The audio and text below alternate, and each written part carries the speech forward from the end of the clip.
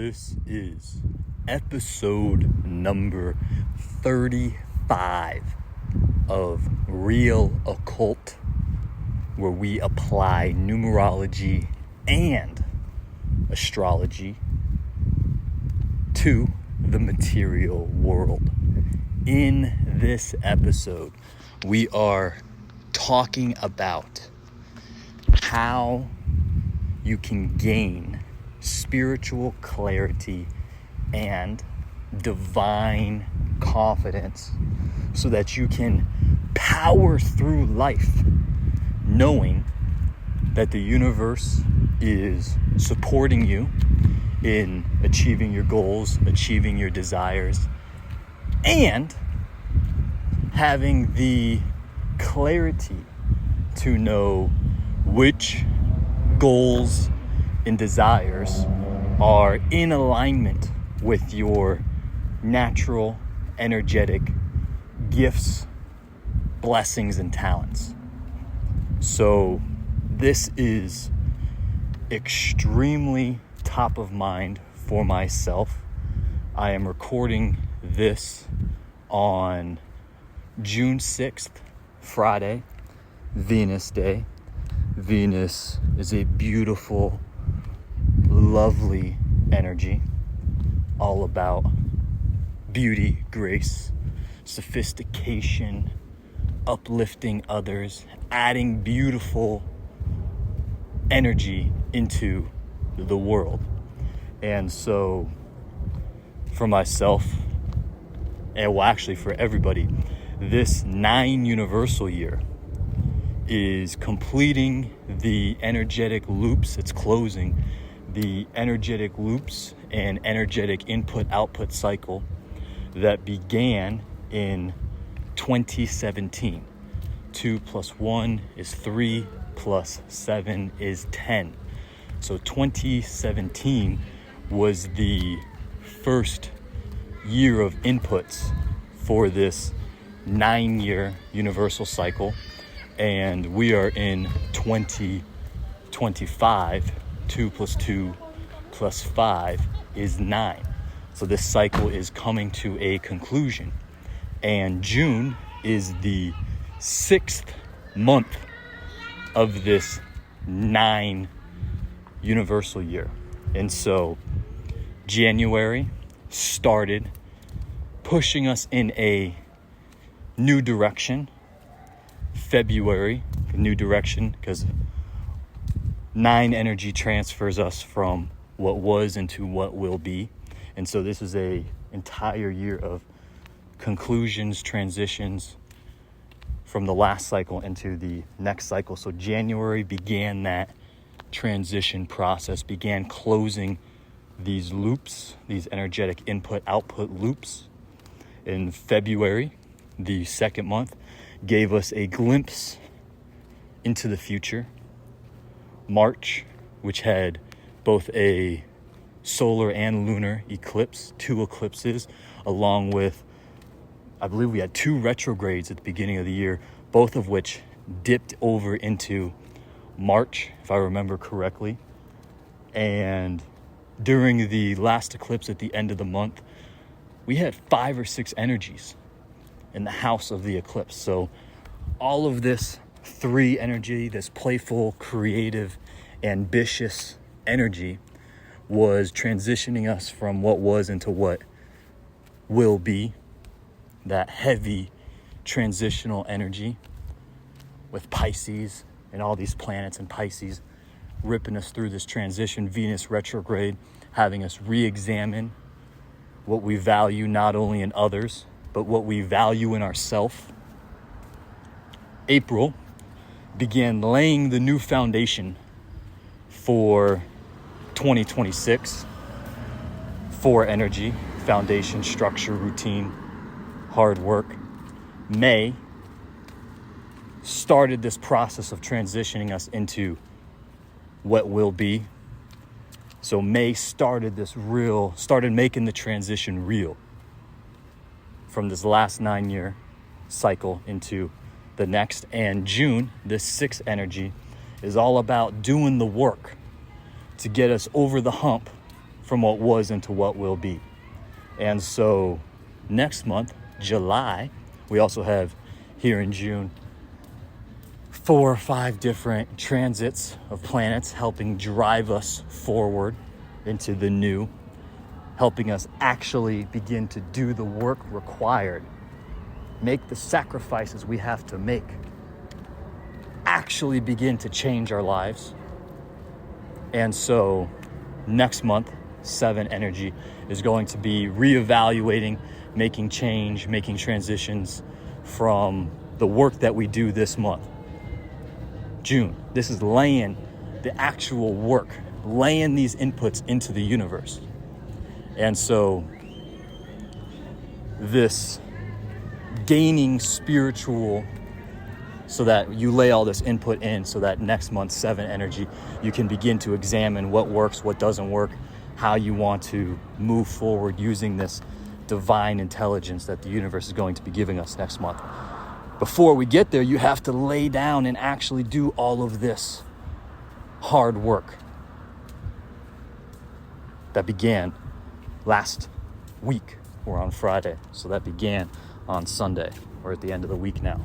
And so gaining spiritual clarity and divine confidence, I have had this thought bubble up many, many times, and it is a key principle of the Ketu energy. Ketu represents detachment from everything, basically. It's a energy of detachment. And so a Ketu lesson that has popped up multiple times for myself and for other people that I've been giving readings to, is we are not our successes. We are as an individual. The successes we have do not define us. The losses we have do not define us. We are simply an energetic vessel for the universe to act upon. And so as you move through life, the universe is going to be guiding you, giving you corrections so that you are exactly where you are supposed to be. Because every moment, every day is simply an opportunity for the universe to refine you, give you the lessons you require. And it does that by giving you these variety of experiences. Every experience that the universe delivers you is tailored specifically for you. This experience was meant for you. It is here for you. And so, top of mind right now, online, all these people talking about Elon Musk and Donald Trump, going at it, going back and forth. And I don't care what your political affiliation is. It really doesn't matter. That's not the purpose of what I'm talking about. I've seen multiple people talk about Elon Musk is entering an enemy year. Elon Musk has 7 energy coming at him. Elon Musk is going to get absolutely wrecked in this transition and this bickering and this friendship boiling, or I don't even know if it's a friendship, but in this relationship souring so publicly.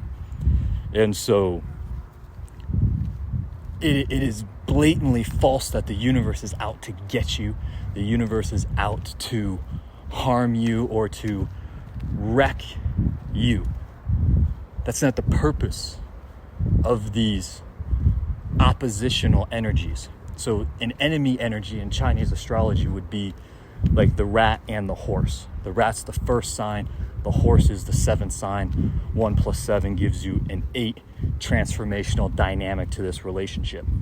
And so people will commonly say, oh, the enemy energy destroys you. People get hit hard in their enemy energy. Similar to in astrology what Saturn return is talked about in the same kind of light. Oh, Saturn return is going to wreck you. Saturn return is miserable, all this fear-mongering around these oppositional energies. If you are moving directly north as a rat, horse energy is moving directly south. It is oppositional energy. The way you are able to continue moving north is by getting beaten up and punched up if the universe requires you to, so that you are aligned perfectly with your karmic destiny. If you have already done the work, you have already learned the lessons you're supposed to learn, and you have demonstrated to the universe, I have learned my lesson, by changing your actions. So the definition of learning is changing your action. If someone holds up a red card and punches you in the face, and now 5 minutes later, they hold up another red card, punch you in the face again, you did not learn. The third time, 2 minutes later, they hold up a red card and you duck or you sidestep the punch and throw one back, bam, and now you punch them in the face. You sidestep the punch, you duck the punch, and you don't get hit. In either case, you have demonstrated to the universe, you have learned by changing your actions. I see a red card, I get out of the way.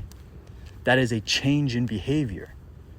The universe takes that as cool. You have learned a lesson. You have learned the lesson we intended for you to learn.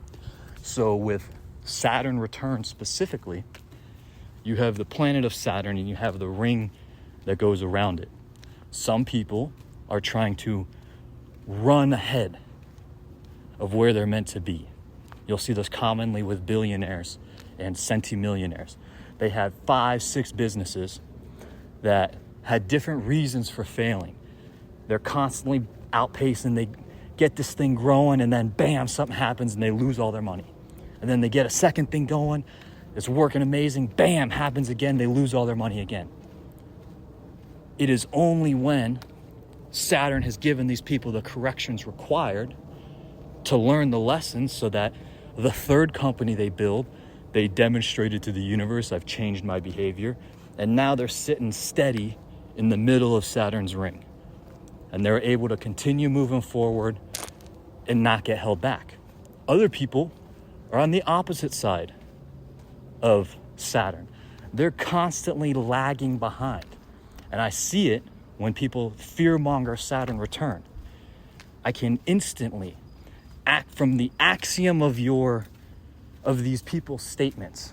Axiom simply meaning the fundamental belief that has to be true in order for you to believe what you say.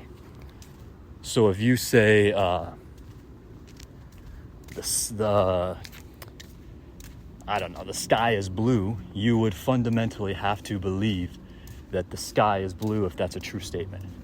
So what do you believe to be true in order for your statement to be correct? Axiom, philosophical term. And so sky being blue was a horrible example, but it's just what popped in my head right off the top. And so the axiom for so many of these people who fearmonger the Saturn return is, oh, you screwed off. You weren't doing what you were supposed to do in your late teens and early 20s. You were lagging behind your karmic destiny. So Saturn was forced to pull you and drag you forward. That ring's advancing forward and you're getting dragged along for the ride. It's dragging you along for the ride. And so Saturn keeps you in alignment with your karmic destiny. These, what they call enemy energies, these oppositional forces, refine you and push you ever so slightly into the positions you are supposed to be in.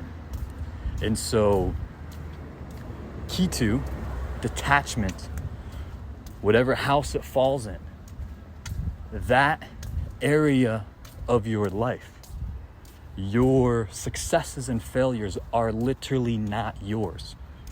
You had to experience these events so that you can learn what you needed to learn.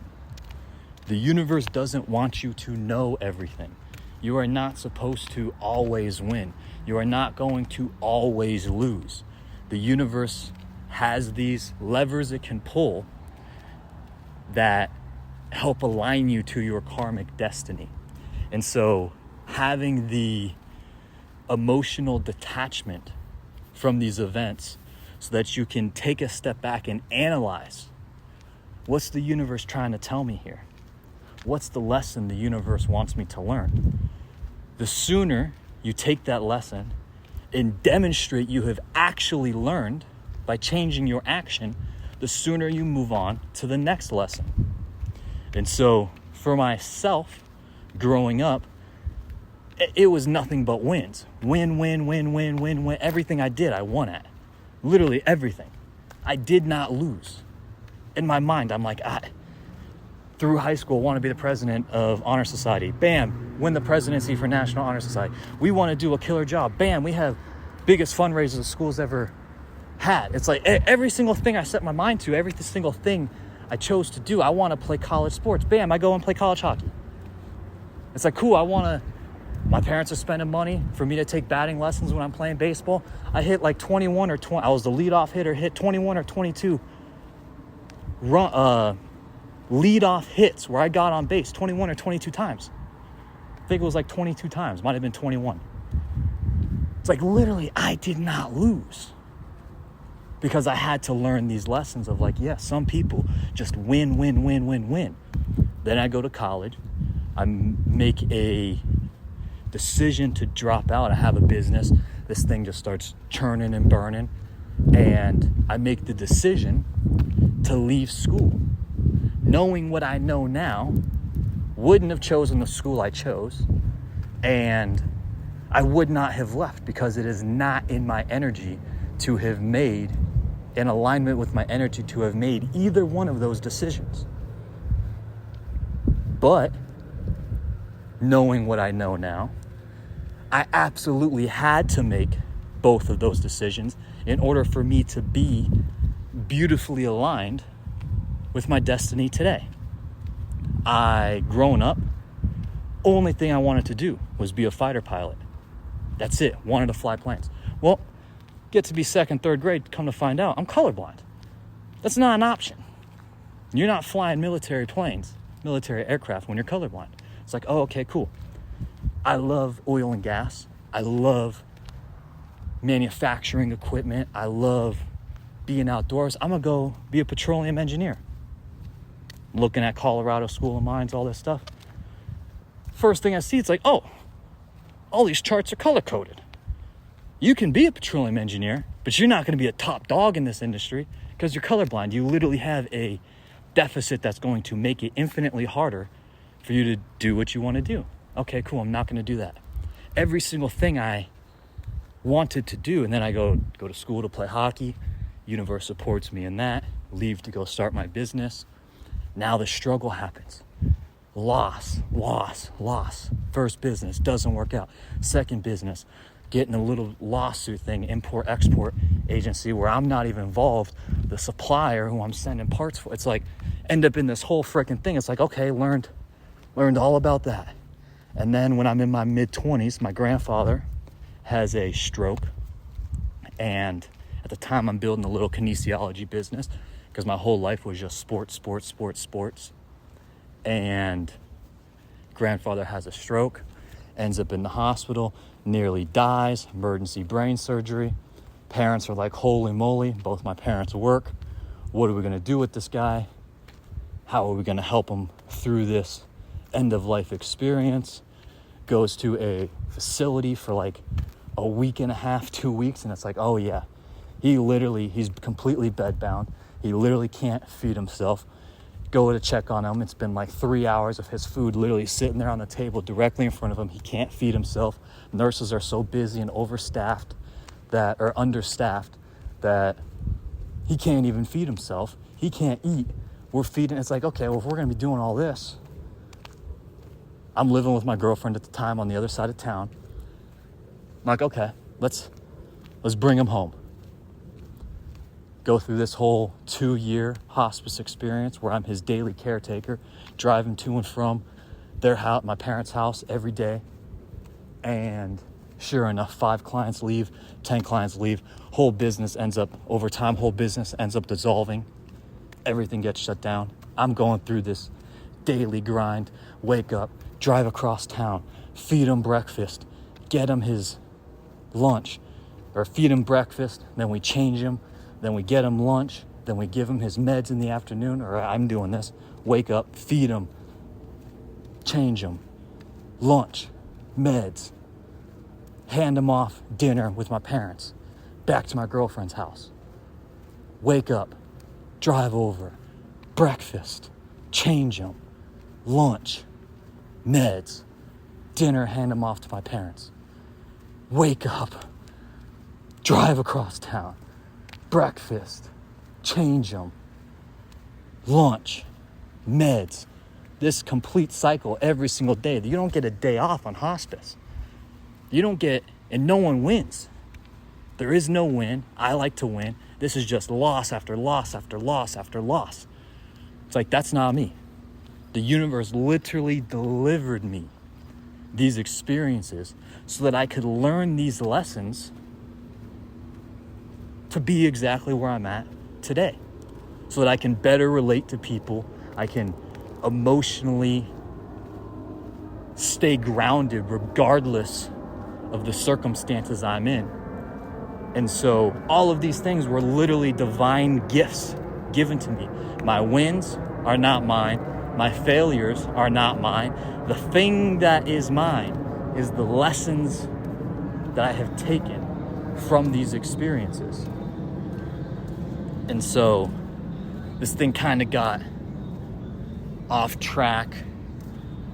Wasn't planning on talking as much about myself as I did. The whole point is, whatever wins you have, whatever losses you have, those are not you. You as an individual are simply a vessel that the universe refines through these experiences so that you can be exactly where you are right now. Every win you've had is not because of you. It's you. It's not because of you. The universe has delivered these things. So like for me, spending 5 days a week on the ice, skating, doing all this stuff, getting better at hockey, growing up, going to batting practice every single day. It's like, that's not me. That was the universe working through me. I'm simply the result of experiencing these experiences, having gone through these experiences, and the lessons I've taken from them. That's me. The wins and losses themselves are not me. Your wins and losses in their own bubble are not you. You are the culmination of these experiences and the character, the emotional traits that you have as a result of going through these experiences. That is you. And to an extent, it's really not. It's kind of like the whole, when does the day start? If you ask a professional athlete when they start preparing for their game, well, they might start 3 days before. Professional pitcher, he might have a routine that goes 3 days before the game starts. So when does his game start? Does it start the night before? Does it start 2 days before? Did it start a week before? Or did he start preparing for that game the first time he picked up a ball in Little League? Right? So Ketu, the planet, the planetary energy, south node of the moon, represents detachment. And right now, it's so top of mind for me as I've transitioned and repositioned the business a couple of times over the last 5 months or so. The losses I've had along the way are not me. The wins I've had along the way are not me. The winning streak I had as a child through my teenage years into my early 20s, that was not me. The 4 years of losing was not me. These were all divine experiences given to me so that I can stay beautifully aligned with my karmic destiny. And so the universe loves abundance. When you look up someone famous or someone super accomplished, they always have the numerology and astrology to support that massive accomplishment. And so what the universe will do is say, okay, fantastic. And this is where we tie back into these universal years. Look at the year that you were born. I was born in 1996. I'm born in a 7 universal year. My purpose here in the universe is to share this knowledge, share this information, be a divine mouthpiece for the universe, especially when you tie into my month and day energy. It's like I am here to be a divine mouthpiece for the universe, sharing this 7 energy. And so the universe has made hundreds, thousands, millions of people with extremely similar energy to my own. And then with those millions of people born in 1996, with the millions of people that have been born with 3 life path 11 energy, 3 life path 29 day energy, born in 1996, with the thousands, hundreds of thousands, millions of people like me, we've all had our own unique experiences because the universe says one of us is going to actually accomplish the mission. One of us is actually going to fulfill that karmic destiny that's set out for us. Hundreds are going to get close. One person is actually going to stand on the mountaintop of that karmic destiny. And so all you have to do, align yourself with that destiny and let the universe work through you. The universe wants you to win. The universe is absolutely on your side. It's probably not going to happen as fast as you want it to. And more likely than not, it's not going to happen the way you want it to. I'm experiencing this firsthand. Yet every single experience I have had in my entire life has taken me to this exact point in time, to where I'm making this recording for you.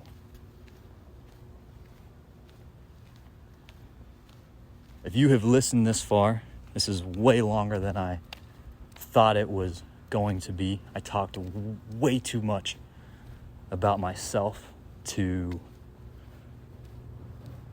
quickly and concisely deliver this message. So if you have listened this far, I genuinely appreciate you. Remember, you are not your wins. You are not your losses. You are simply a vessel that the universe is working through. The universe wants you to win. The universe wants you to achieve all of your goals, wants you to fulfill your desires, wants you to have an enjoyable experience on this planet.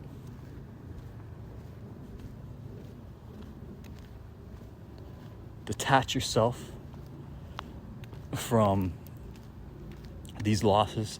Stop blaming yourself for things you didn't know. Don't take too much credit for the wins that you have achieved, because they're not all yours. The universe has given you these things, especially if you've worked Because you see this all the time. People who have spent 10,000 hours dedicated to one thing, they get massive wins. Massive wins. Yet they did not learn the specific lessons the universe wanted them to along the way. So they have hardship after hardship after hardship follow these massive wins. A lot of people get these massive wins and then they feel completely empty, completely soulless. They feel like they traded way too much for this thing that didn't fill them up. It's because you're supposed to feel that way. The universe wanted you to learn this lesson, and it just so happened the best way it could deliver you this lesson is through this experience. And so, once again, if you've listened this far, I genuinely appreciate you. The universe wants you to win. I want you to win. And I will talk to you again soon.